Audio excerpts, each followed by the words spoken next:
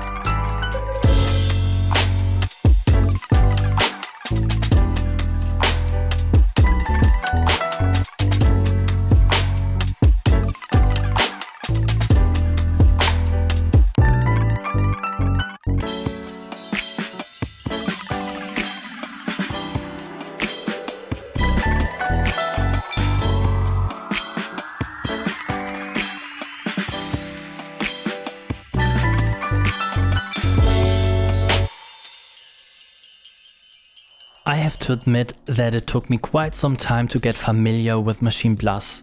Despite the 2 displays and dedicated buttons and knobs, it really takes some time to get used to it.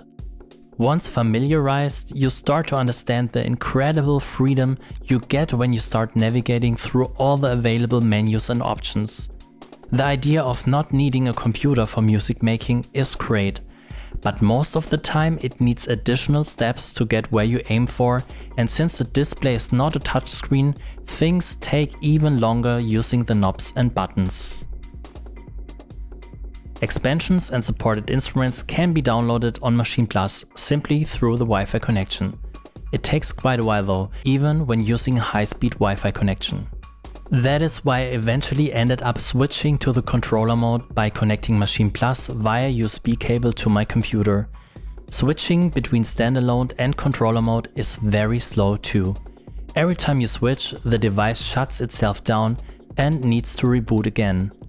In order to use Machine Plus in controller mode, you need to download the latest Machine software through Native Access. After installing all the expansions you want to use with Machine Plus on your computer, the overall workflow is so much faster and the seamless controller integration a joy to use. If you are familiar with previous Machine hardware controllers and software, not much has changed.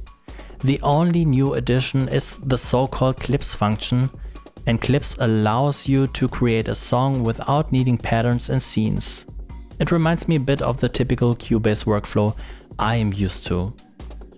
Let's talk about the specs. Machine Plus weighs 2.5 kilos and is round about 1 pound more heavy than a 16-inch MacBook Pro. It comes equipped with a quad-core processor, 4GB dual-channel DDR3 LRAM, 32GB internal eMMC flash memory that contains the operating system and the included Machine Plus Select content, 2 color displays with a resolution of 480x272 pixels, a 64GB SD card that can be replaced by an up to 1TB SD card or can be extended via USB with an external hard drive. Furthermore, Machine Plus is equipped with an integrated audio interface. On the backside of the device you'll find the following connections: 2x1/4-inch TRS line outputs, 2x1/4-inch TRS line inputs, 1/4-inch dynamic mic input, 1 stereo headphone output, 1 MIDI in, 1 MIDI out, 1 foot switch, 2 USB ports for MIDI controllers or external hard drives. Unfortunately, the audio interface does not include XLR inputs and phantom power. The device is clearly targeted towards live performing artists that usually prefer dynamic microphones when live on stage. Still, it would have been a nice addition being able to use a condenser microphone as well, especially since you can sample your own recordings with Machine Plus and use those sounds creatively. Condenser microphones are more sensitive and can usually pick up even the slightest nuances compared to dynamic microphones. Machine Plus comes also with a so-called Machine Plus Selection, a collection of 24GB of samples, instruments and effects. The only drawback is that Machine Plus does not support all the instruments and sample libraries its complete 13 bundles come with. In the standalone mode of Machine Plus, you are limited to the Machine expansions and pre-selected Kontakt, Machine, Massive, Monarch, Prism and Reactor sounds. I really hope that Machine Plus will support more Native Instruments products in the near future. As for now, I have to conclude that as a complete 13 Ultimate Collector's Edition user, I would definitely stick most of the time to the controller mode in order to access my complete arsenal of software instruments and sample libraries. What about the overall performance in standalone mode? All expansions I tried out on Machine Plus worked absolutely fine and without any bugs or hiccups. It is possible though to max out the CPU and memory. Other tests have shown that you can stack up to 6 groups of instruments, but it totally depends on the synths and sounds you're using. Polyphonic presets are of course more CPU hungry than monophonic synth sounds. You can always check on the display how much percentage is used up. I was really surprised that the Welcome demo project used up 60% of the CPU resources already, so it can definitely become a limiting factor. That brings me to my verdict. I really love the build quality, the design, and the overall experience of using Maschine Plus. For people who are looking for a dedicated hardware controller to produce beats and sample-based music, Maschine Plus is indeed a product you can consider. Great as Maschine Plus is, there is one thing I wish they can improve upon, and that is the ability to handle more sounds from Native Instruments' product range. As it is, it's basically unusable in standalone mode, at least for me. The hardware itself is well thought out. The only thing I was missing on the top panel was a touchscreen to speed up some tasks. I also think the bezels could be a bit smaller in order to have a bigger screen overall. When it comes to the audio interface, I would like an additional XLR input and phantom power in order to be able to use a condenser mic as well. Personally, as of now, I would be sticking to my first generation complete control keyboard, but I would love to have those 16 trigger pads available. Maybe Native Instruments will include those in the future on their keyboard range as well. That would make it the perfect controller for me. I'm looking forward in seeing your comments if you've used the previous version of Maschine controllers or if you've ordered Maschine Plus for yourself. Let me know in the comments below how you use it and how it's been working out for you. If you like this video, please give it a thumbs up and subscribe to this channel. See you next time, have a great one.